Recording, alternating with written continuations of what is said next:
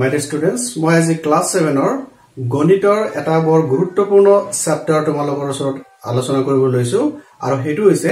mean median আৰু mode অসমীয়াত যাক কোৱা হয় মাধ্য মধ্যমা আৰু বহুলক তো পৰিসংখ্যা বিজ্ঞানৰ ভেটি স্বৰূপ এই মিন মিডিয়ান আৰু মোডক যদি আমি ভালদৰে বুজি পাব পাৰো তেনেহলে আমি পৰিসংখ্যা বিজ্ঞান ভালদৰে বুজি পাবলৈ সক্ষম হ'ব পাৰিম ঠিক আছে তো ক্লাস 7 ত এই মিন মিডিয়ান মোড বা মাধ্য মধ্যমা বহুলকক খুব কম পৰিসৰত তাত দিয়া আছে শব্দবিলাকৰ অৰ্থ কি তা কেনেকৈ উলিয়া হয় অতি সৰু বা সূক্ষ্ম কথাখিনি তাত মানে দিয়া আছে তো আমি আশা কৰিছো যাতে এই কথাখিনি তোমালোকে ভালদৰে বুজি পোৱা আৰু বুজি পোৱাৰ পিছত ইয়াৰ যেটো কনসেপ্ট এটো যদি তুমি লব পাৰা ভালকে তো ক্লাস 9 10 ত যিখিনি পৰিসংখ্যা বিজ্ঞানৰ চেপ্টাৰ আছে তো তোমালোকে ভালদৰে বুজি পাবা বুলি মই এতিয়াই তোমালোকক কৈ দিব পাৰো ঠিক আছে তো এতিয়া আমি এটা কই যে এই মাধ্য কি মধ্যমা কি আৰু বহুলক কি বস্তু ভালদৰে বুজিবলৈ চেষ্টা কৰো ঠিক আছে তো আমি এতিয়া ক্লাসটো ভালকে আৰম্ভ কৰো যে মাধ্য কি আমি চাম তো আমি প্ৰথমতে শিকিলো মিন বা মাধ্য মানে কি তো মাধ্য মানে সব প্ৰথমতে এটা কথা চোৱা পৰিসংখ্যা বিজ্ঞানৰ মূল ভেটি হৈছে সংখ্যা মানে সংখ্যাক লৈ আমি বহুত কথা আমি শিকিব লাগে তো এই সংখ্যাবিলাকৰ ভেটিতে যেটো আমি শিকিম তো মাধ্য আলোচনা কৰাৰ আগে আমি কেইটামান সংখ্যা ধৰি লও যেনে চোৱা 2 4 2 3 4 5 6 যিকোনো সংখ্যা 2 3 4 5 6 মই এইকেইটা সংখ্যা লিখিছো তো এই সংখ্যা কেইটাৰ যদি আমি গড় উলিয়াব লাগে বা মিন বা মাধ্য উলিয়াব লাগে মাধ্য মানে তাক গড় বুলি আমি কব পাৰো তো এই গড় বা মাধ্যটো যদি উলিয়াব লাগে আমি কি কৰিব লাগিব উলিওৱাৰ এটা নিয়ম আছে হেতু হৈছে কি যে মাধ্য ইকুয়াল টু কি আছিল প্ৰথমতে আমি সংখ্যা কেইটা যোগ কৰিব লাগে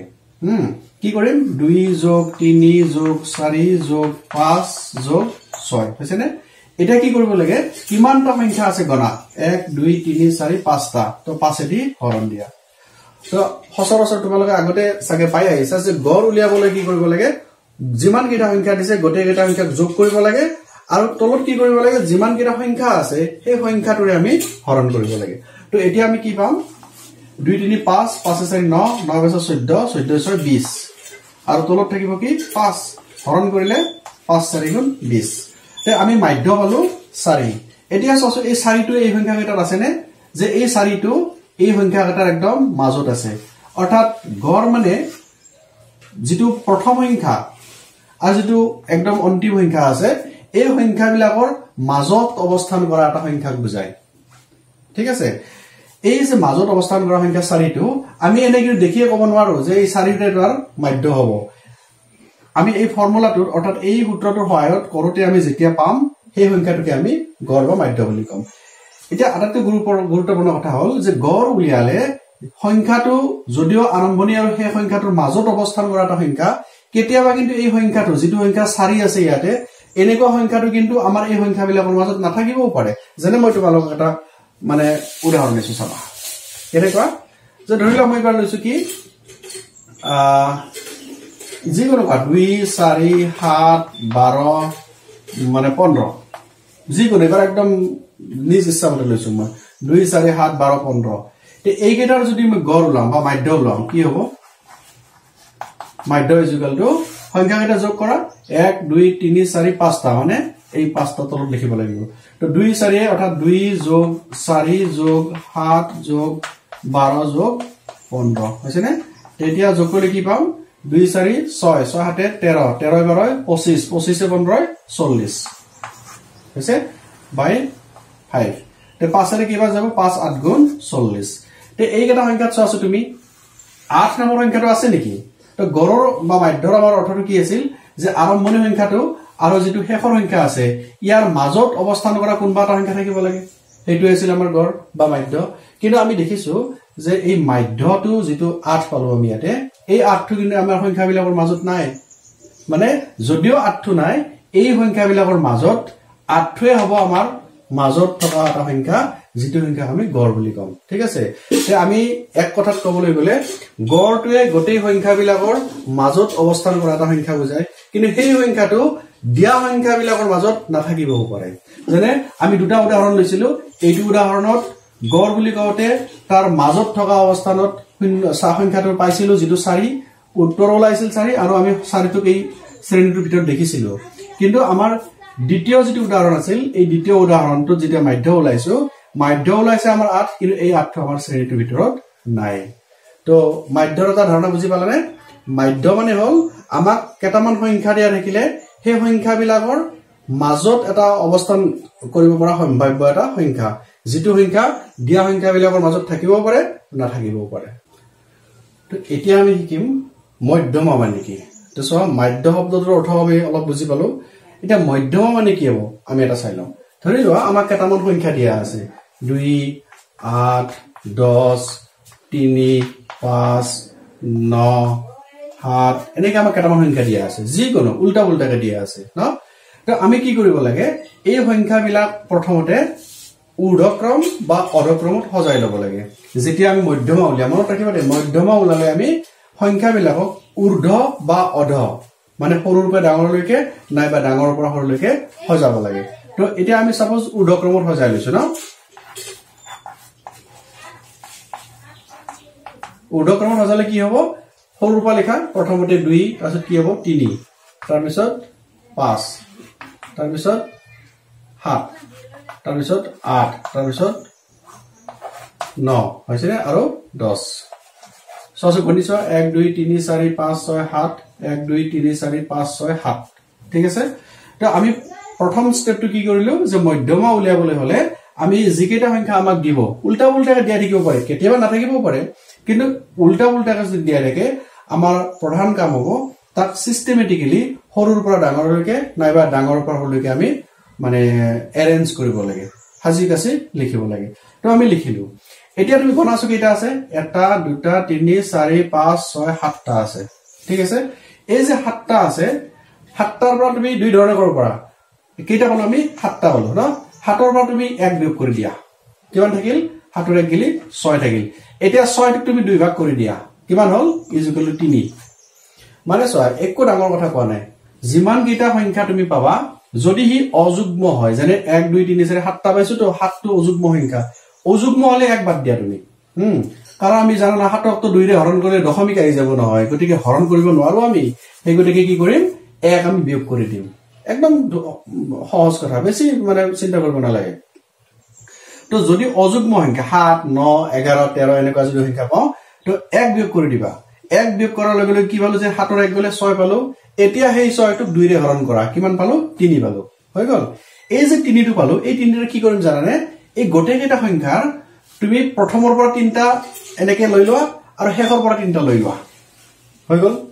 এই যে প্ৰথমৰ পৰা 3টা লৈছিলা শেষৰ পৰা 3টা লৈছিলা এই মাজত যে অৱস্থান কৰিছে এই মাজত অৱস্থান কৰা সংখ্যাটোকে কোৱা হয় কি জানানে মধ্যমা বুলি কোৱা হয় এটাকে মধ্যমা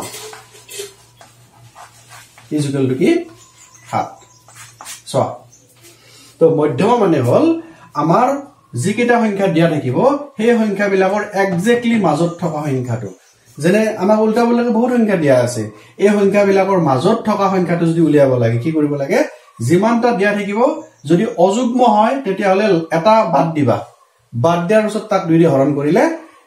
আমি 3 পাইছিলো তো এই ফালৰ পৰা 3টা বাদ দিবা এই ফালৰ পৰা 3টা বাদ দিবা শেষৰ পৰা 3টা প্ৰথমৰ পৰা 3টা যেনে মাজত এটা থাকি যাব নহয় এই মাজত থকা সংখ্যাটোকে কোৱা হ'ব মধ্যমা বুলি এতিয়া মই তোমাক এটা কওঁ যে এই যে অযুগ্ম আছে যদি যুগ্ম থাকে কি হয় চাবা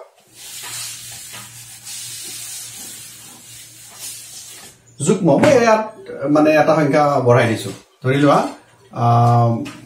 মানে 15 এটা সংখ্যা মই বঢ়াই দিছো এটা যে বঢ়াই দিছো এটা তুমি ঊৰ্ধ্বক্ৰম লিখা কি হ'ব 2 3 তাৰপিছত 5 7 8 9 10 15 আমি বুজিয়ে পাব লাগে মই গতিকে আগৰ সংখ্যা কেইটা ৰাখিছো কি হল 2 3 5 7 8 9 10 15 এৰেঞ্জ হৈ গল এটা ছকেইটা আছে 1 2 3 4 5 6 7 8টা আছে 8 মানে যুগ্ম সংখ্যা মই কি কৈছিলো অযুগ্ম হলে এক বাদ দিব লাগে না তো যুগ্ম হলে তো বাদ দিয়াৰ কথা নাই কিমানটা পালো 8টা পাইছো হা এই 8টোকে তুমি এটা 2 ৰে হৰণ দি দিয়া কিমান পালা 4 পালা হৈ গল এই যে 4 পালা তুমি এই ফালৰ পৰা 4টা ৰাখাছো আৰু এইফালৰ পৰা 4টা ৰাখা কি পালা মাজত কিবা আছে নেকি নাই তাৰ তুমি এবাৰ এই দুটা ৰাখিব লাগিব পালানে বুজি যে এই যে 2 8 যে 2 ৰে হৰণ কৰিছো 4টা পালো নহয় তাৰ তুমি এইফালৰ পৰা 4টা লোৱা আৰু এইফালৰ পৰা 4টা লোৱা হৈ গল এই লোৱাৰ ফলত 1 2 3 4 ললা নহয় তো মাজত তো কোনো সংখ্যা নাই তাৰ মানে ইয়াৰে মাজৰ দুটাক তুমি লব লাগিব পাইছানে বুজি তো মাজৰ দুটাক লৈ ললা কি পালা তুমি মাজৰ দুটা লতে 7 আৰু 8 পালা এই 7 আৰু 8 টো কেতিয়া তুমি লব লাগিব কি এটাকে মধ্যমা আগতে এটা সংখ্যা আছিল গটিকে আমি 7 টোকে কৈছিলো মধ্যমা বুলি এইবাৰ কিন্তু আমি 7 আৰু 8 দুইটাক মধ্যমা কোন আৰু এটা হ'ব লাগিব মধ্যমা মানে হল এটা সংখ্যা হা এই গটে সংখ্যা বিলাকৰ মাজত থকা সংখ্যাটো আমি উলিয়াব লাগে তো মধ্যমা মানে এটা সংখ্যা কিন্তু আমি তো দেখা পাইছো দুটা সংখ্যা আছে তো কি কৰিম আমি এইবাৰ এই 7 আৰু 8ক আমি যোগ কৰি পেলে গড় উলিয়াই দিম 7 আৰু 8ক যোগ কৰি দিছো দুটা সংখ্যা লৈছো কাৰণে 2 ৰে হৰণ কিমান হল 7 8 15 বাই 2 is equal to 2 रे 2 7 गुण 14 1 রইল দশমিক দিলো 2 5 গুণ 10 হৈ গল নে তে এইবাৰ মধ্যম হ'ব 7.5 মানে আমাৰ যেটো সংখ্যাৰ শ্ৰেণী আছে এই সংখ্যাৰ শ্ৰেণীৰ মাজত যদিও 7.5 টো নাই তথাপিও কিন্তু আমাৰ 7.5 টো হ'ব ইয়াৰ আমাৰ মধ্যমা তে আমি ইয়াটো এটা কথা ক'ব পাৰো যে মধ্যৰ নিচিনা হৈ মধ্যমাৰ ক্ষেত্ৰত একেই কথা থাকে কি যে যিকেইটা সংখ্যা আমাক দিব সেই সংখ্যাবিলাকৰ মাজত যদিও সংখ্যাটো অৱস্থান কৰে এক্স্যাক্টলি সংখ্যাটো তাত নাথাকিবও পাৰে আৰু নাথাকিবও পাৰে বাধ্য নহয় থাকিব বুলি যেনেকৈ আগৰটোত পাইছিলো যে মধ্যমা 7 ওলাইছিল আৰু 7 টো আমাৰ মাজত আছিল কিন্তু এইবাৰ দেখিছো আমাৰ ওলাইছে 7.5 আৰু এই 7.5 টো আমাৰ এই সংখ্যাবিলাকৰ মাজত নাই কোনো কথা নাই থাকিলেও তোমাৰ প্ৰবলেম নাই নাথাকিলেও তোমাৰ প্ৰবলেম নাই থাকিলে থাকিব নাথাকিলে নাই কিন্তু মধ্যমা উলিয়াব লাগিলে এইটো নিয়ম তোমালোকে মানি চলিবা মনত আছে নে কি কৈছো মই সংখ্যাবিলাক এৰেঞ্জ কৰিবা সৰুৰ পৰা ডাঙৰলৈকে এৰেঞ্জ কৰিবা এৰেঞ্জ কৰাৰ পিছত গণিবা এই যুগ্ম সংখ্যা নে অযুগ্ম সংখ্যা যদি অযুগ্ম হয় এক বাদ দিবা যিমানটা যেনে 13টা পালে এক বাদ দিবা 12টা হ'ব 12ক তুমি 2 ৰে হৰণ কৰিবা 6 থাকিব এইফালকে 6টা বাদ সেইফালকে 6টা বাদ যদি অযুগ্ম হয় আমি শিকিলো যুগ্ম হলে কি হ'ব আমি বাদ দিব নালাগে যিমানটা হ'ব তাক 2 ৰে হৰণ কৰা যেনে আমাৰ এটা 8 আছিল 8ক 2 ৰে হৰণ কৰিছে 4টাকে পৰিছে তো এইফালৰ পৰা 4টা লোৱা এইফালৰ পৰা 4টা লোৱা ললে কি হ'ব মাজত পৰি গল ইফালৰ এই মূৰৰ 7 আৰু 8 পৰি গল এই যে 7 আৰু 8 পৰিছে এই মাজৰ সংখ্যাটো তুমি এতিয়া গড় ওলাব লাগিব 7 8 যোগ কৰি 15 হল হৰণ কৰে 7.5 আৰু এই 7.5 টো হৈছে আমাৰ এই সংখ্যাবিলাকৰ মধ্যমা এইবাৰ আমি শিকিম বহুলক মানে কি তো এই বহুলক মানে শিকিবলৈ মই এটা তোমালোকক প্ৰথমতে উদাহৰণ দিও যেটো উদাহৰণৰ জৰিয়তে অলপ ভালদৰে তোমালোকে ধাৰণা লবলৈ পাৰিবা তো বহুলক বুজাৰ কাৰণে মই কি কৰিছো যে এজন বেপাৰীয়ে তেও ফলৰ বিক্ৰী কৰিবলৈ মানে দোকান এখন দিছে তো দোকানত কি দেখিছো যে আম আপেল নাচপতি মৌসুমী আৰু বেদনা আছে তো প্ৰথম দিনা তেও বিক্ৰী কৰে দেখিলে যে আম 10 কেজি বিক্ৰী কৰিছে আপেল গৈছে মাত্ৰ 2 কেজি নাচপতি হয়তো 1 কেজি গল মৌসুমী 3 কেজি গল আৰু বেদনা হয়তো 1 কেজি গল এতিয়া তেও অহাকালি যে দোকানখন দিব লাগিব তেও নতুনকৈ ফল কিনি আনিব লাগিব কাৰণ কিছু পৰিমাণটো বিক্ৰী গল তো হোলসেলৰ পৰা নতুনকৈ আকৌ তেও ফল আনিব লাগিব তো অহাকালি যে তেও ফল আনিব এই ফলবিলাক আনতে তেও কোনটো কথাত বেছি গুৰুত্ব দিব বেছিকৈ বিক্ৰী হোৱা বস্তু বেছিকৈ আনিব নে কমকৈ হোৱা বিক্ৰী হোৱা বস্তু বেছিকৈ আনিব তো এটো সিধা কথা যে তেও যেটো ফল বেছি বিক্ৰী কৰিব পাৰিছে সেই ফলটোক তেও আকৌ নতুনকৈ বেছিকৈ আনিব তো এই ক্ষেত্ৰত দেখিম যে তেও আমটো বেছিকৈ কিনি আনিব কাৰণ দেখিছে মানুহে বজাৰত আমটো বেছিকৈ বিচাৰি আহে হয়নে আচ্ছা তে এইটো এটা উদাহৰণ আকৌ এটা মই উদাহৰণ দিব বিচাৰিছো ধৰি লোৱা এখন চেন্ডেলৰ দোকানত তুমি চেন্ডেল কিনিব গৈছা দোকানী যদি কি কৰিছে অকলটো এটা নম্বৰৰ চেন্ডেল নানে ধৰি লোৱা 7 নম্বৰৰ চেন্ডেল আনিছে তেও 8 নম্বৰৰ চেন্ডেল আনিছে 9 নম্বৰৰ চেন্ডেল আনিছে হয়তো 5 নম্বৰ 4 নম্বৰৰ চেন্ডেল আনিছে তেনেকৈ এতিয়া তেও এসপ্তাহত যদি কিমান চেন্ডেল বিক্ৰী কৰিছে তাৰ এটা যদি আমি মানে দোকানীজনক সুধো তেতিয়া তেও ক'ব কি যে মোৰ 7 নম্বৰৰ চেন্ডেলটো বহুত বিক্ৰী হৈছে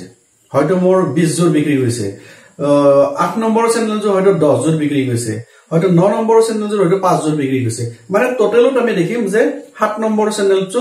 বেছি বিক্ৰী হৈছে তো নেক্সট যেতিয়া বস্তু কিনি আনিব হোলসেলৰ পৰা তেও কোনটো কথাত বেছি গুৰুত্ব দিব যে কোনটো বস্তু বেছি বিক্ৰী হৈছে হেতুকে তেও বেছিকৈ কিনি আনিব আৰু এইখিনি কথাতে আমাৰ বহুলকৰ ধাৰণাটো সোমাই আছে চোৱা মই এবাৰ কৈছো ধৰি লওক মই কেইটামান সংখ্যা লিখিছো 1 3 7 3 2 4 5 9 3 4 2 তাৰমানে মই নিজ খুচি মতে যি ইচ্ছা তাকে লিখিছো হয়নে 1 3 7 কোনো মানে নীতি নিয়ম নাই আগৰে ডাঙৰ সৰু কি লিখিছো কোনো কথা নাই মোৰ নিজ খুচি তোমালোকেও লিখিব পাৰিবা এনেকৈ কেইটামান মই সংখ্যা লিখিছো এতিয়া মই যদি সংখ্যাবিলাক ভালকে চালি চাওঁ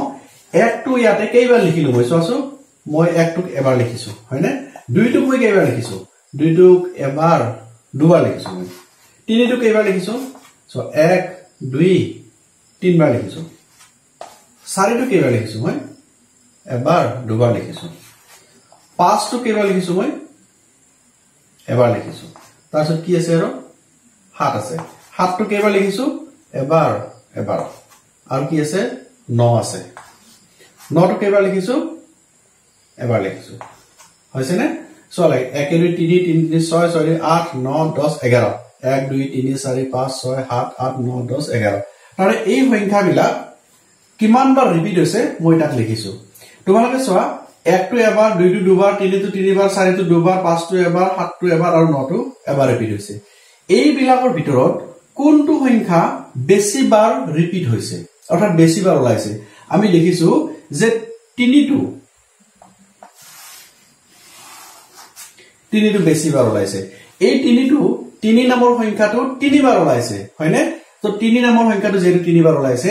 এই 3 টোকে কোৱা হ'ব আমাৰ এই সংখ্যাবিলাকৰ বহুলক তাৰমানে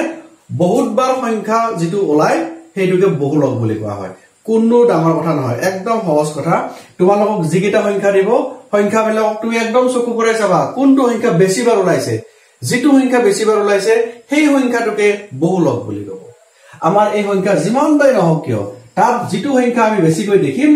এটো এবাৰ দুইবাৰ তিনবাৰ ইয়ে বেছিকৈ ওলাইছে তেনেহলে এইটো হ'ব তাৰ বহুলক কেতিয়াবা এনেকুৱা হ'ব পাৰে যে 3 টো 3 বাৰ ওলাইছে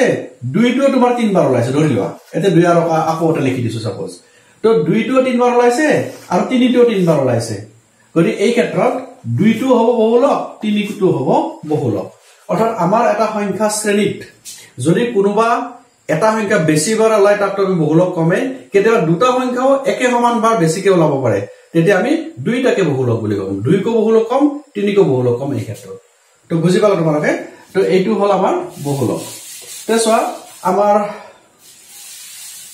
যেটো মধ্যমা আৰু বহুলকৰ ধাৰণাটো মই দিব খুজিছিলো আসলতে যেহেতু ক্লাস 7 ইয়াত অকল এই সংখ্যাকেইটাৰ ধাৰণা আৰু কেনেকৈ সংখ্যাবিলাক উলিয়াব লাগে তাৰ ওপৰতে দিয়া আছে তো মধ্য কেনেকৈ ওলাব লাগে মধ্যমা কেনেকৈ ওলাব লাগে আৰু বহুলক কেনেকৈ ওলাব লাগে এইখিনি কথা দিয়া আছে তো মই এইখিনি কথা বুজালো আশা কৰো তোমালোকে এইখিনি ভালকে বুজি পালা আৰু ইয়াৰ ওপৰত বেস কৰি 9 10 ৰ যেতিয়া তোমালোকে ষ্টেটিষ্টিক্স বা পৰীক্ষা কৰিবা তেতিয়া কিন্তু আকৌ ভালকে পঢ়িব লাগিব ভালকে তোমালোকে কৰিব লাগিব ঠিক আছে তে আজিলৈ মই এইখিনিকে কৈ এৰিছো পিছত আকৌ লগ পাম ধন্যবাদ